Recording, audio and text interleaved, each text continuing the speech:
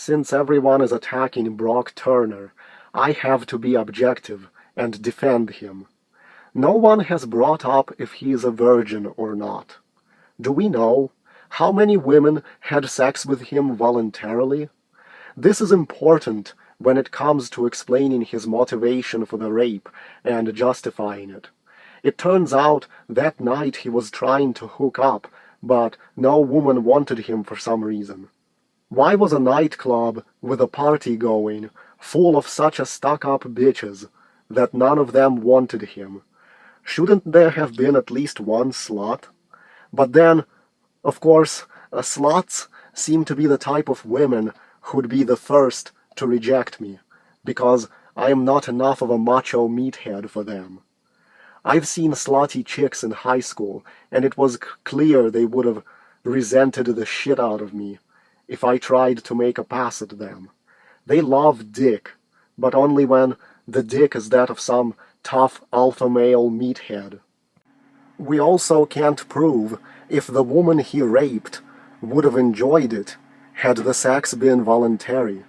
She's probably upset not so much about the sex, but the fact that it was caught by strangers who probably saw her naked, and that's what's embarrassing her. Another thing we can't prove is whether she's the type who has been feeling sorry for herself her entire life and decided to pick this one incident to blame all her issues on it, even though her issues probably extend into her childhood. You can't believe anything in cases like this. In addition, it's not like the guy who fucked her was some kind of ugly, smelly bum, or some Baba the Meathead looking fucker who wandered in off the street. He's an athlete. Most sluts fall all over themselves to jump in bed with athletes. The judge is right. You don't really know if there actually was consent or not. You don't know if the victim is genuinely suffering or just using the whole thing to get the world to feel sorry for her. You obviously don't drink so much as to pass out in an alley behind a dumpster unless you have some emotional issues to begin with. Also, if you're kept a virgin by women your whole life, and the only way you can put your hands on one is if she's passed out in a gutter, what are you supposed to do? In analogy, if you're desperate for $1,000, but can never earn or successfully steal the money, and then you see a $1,000 bill that just fell out of some rich man's wallet who isn't paying attention, and the money is left behind lying unprotected, wouldn't you grab it and spend it on yourself? One condition of probation recommended by the probation department and set by the judge Aaron Persky bans him from possessing or consuming alcohol or going to places where he knows alcohol is the primary item of sale for 3 years. He'll also have to submit to chemical tests for drugs or alcohol at any time. Now, the judge imposed that condition even after Turner portrayed himself in the letter to the judge as an inexperienced drinker. Quote, coming from a small town in Ohio, I had never really experienced celebrating or partying that involved alcohol. Living more than 2,000 miles from home, I looked to the guys on my swim team as family. I tried to replicate their values and how they approach college life. But this turned out to be a load of bull. Some lawyer wrote that for him, I'm sure. That's exactly. Because what they've done is they've found... on his cell phone, which they seized after his arrest. Texts and photos. It says he used alcohol and drugs in high school long before the assault in January 2015. The cell phone material included video depicting the defendant smoking from a bong and drinking out of a bottle of liquor immediately after taking a bong hit. It was captured on his phone December 27, 2014, more than a month before he assaulted the young women. And listen to what this bastard did a few days before that. December 18th, 2014, he sent a message to a friend that said, do you think I could buy some wax so we could do some dabs? Dabs? Yeah, here's the thing.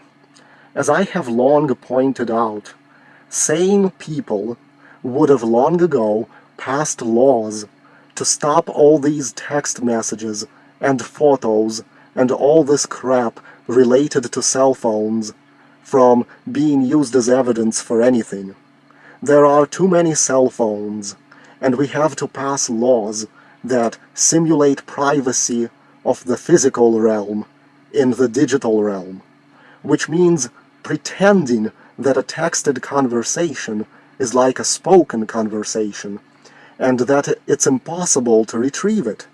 This way, despite whatever cell phones and communications methods are invented in the future, you'll retain the same privacy from law enforcement bodies as you would have in the 1980s, before any of this stuff was invented. It makes perfect sense, because then you can have conversations about anything you want, with anyone you want, without fear they will be used against you in the court of law in the future. What reasonable people wouldn't want that? It'll simply be simulating a real-life, face-to-face conversation in the digital realm.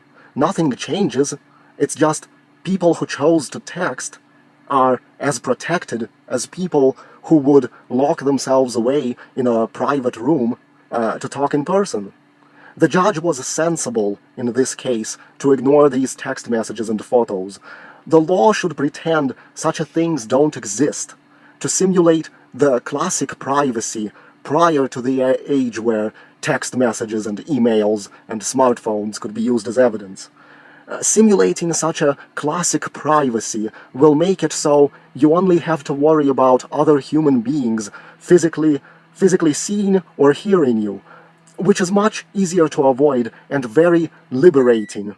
And it will also stop the government from ever seizing full totalitarian control with help from technology.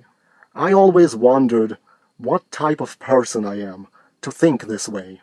And then I realized, I am the type of person who grows up to be like Brock Turner's judge. I am the type of person who grows up to be an ACLU lawyer, who tries to fight against surveillance cameras in the Supreme Court. I am the type of person who grows up to be like the California governor Jerry Brown, who wants to release prisoners early and signs laws like AB 47. I am the type of guy who grows up to be like Brock Turner's lawyers and then defends Brock Turner. Sadly, I can't be a governor, a lawyer, or a judge, because I am too weak and emotionally disturbed for that. So instead, I just sit here on YouTube and do this. Now, what needs to be done is someone has to send a bunch of angry feminists to my channel to write me death threats for expressing these ideas and defending Brock Turner. If there are any kind of takedown man type channels where they harass rapists or something, they should feature this video and tell their fans to come here and write hate comments and flag my videos. Then have all the outraged little kids who watch their channels rush here and flag my videos and write death threats and insults. Maybe some drama alert channels can mention this and then send their social justice warriors here to flag my videos and post hate and death threats and try to dox me. Maybe get Leafy's here to talk about me. This has happened so many times now that I might as well just put out this suggestion myself. Now, don't you all idiot haters feel fucking pathetic for doing that stuff? What are you gonna do now that I fucking invited you to do that shit?